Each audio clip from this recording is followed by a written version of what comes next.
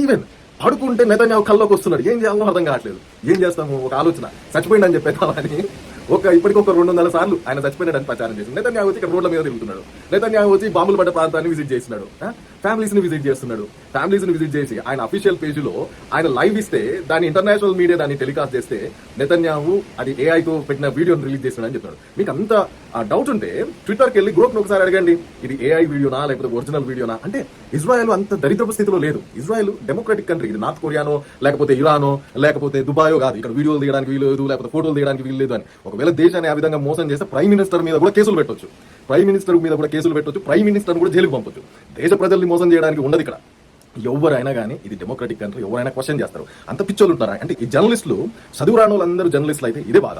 ఇప్పుడు వీడు ఏ అథెంటిసిటీ వీడికి ఉన్నదని అట్లాంటివి టెలికాస్ట్ చేస్తున్నాడు పెద్ద పెద్ద మీడియా ఛానల్. నేను ఒక టీవీ ఛానల్ పేర్లు చెప్పాను కానీ వాళ్ళకి ఫోన్లు చేసి నేను వీడియోలు తీపించినాను. కొన్ని hundreds of thousands of views ఉన్నటువంటి వీడియోలు కూడా తీపించినాను నేను దీంట్లో. లేకపోతే నేను వాళ్ళ మీద వీడియోలు చేస్తానని చెప్పాను. అంటే బేసికల్ గా నేను చెప్తున్నది ఏంటంటే ఇప్పుడు వీళ్ళు పైశాచిక ఆనందం పొందుతున్నారు. ఎందుకంటే వాడికి గతి లేదు కాబట్టి పైశాచిక ఆనందం పొందుతున్నారు. ఈ సోషల్ మీడియా టీవీ ఛానళ్ళు అవి కూడా ఎట్లా తయారైనాయంటే వాడి టీఆర్పీ కోసము, వాడు బతుకు తెరువు కోసము ఎవరినైనా చంపేస్తాడు, ఏదైనా చేసేటట్టు ఉన్నది. అంటే ఈ రోజు నిజంగా ఈ సోషల్ మీడియా పైన అదేవిధంగా టీవీ ఛానళ్ల పైన పెద్ద డిబేట్ జరగాలి. ఒక దేశ ప్రధానిని అంత ఈజీగా చనిపోయినాడని ఎవరో సోషల్ మీడియాలో పోస్టులు పెట్టుకున్న దాన్ని తీసుకొచ్చి వీళ్ళు శాటిలైట్ ఛానల్లో పెడుతున్నారంటే వీళ్ళ పైన దరిద్రం ఎంతవరకు ఉన్నదో మీరు ఒకసారి చూడండి. అంటే వాళ్ళ అండర్స్టాండింగ్ లెవెల్స్ ఎంత లో ఉన్నాయి.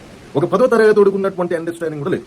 ఎందుకంటే ఒక డెమోక్రటిక్ కంట్రీలో అంటే most powerful country in the middle east లో అతి శక్తివంతమైనటువంటి దేశాన్ని లీడ్ చేస్తున్నటువంటి ప్రధాని అమెరికా అలా ఉన్నటువంటి దేశ ప్రధానికి ఏదన్నా అయితే ఇంత సింపుల్ గా ఉంటుందా?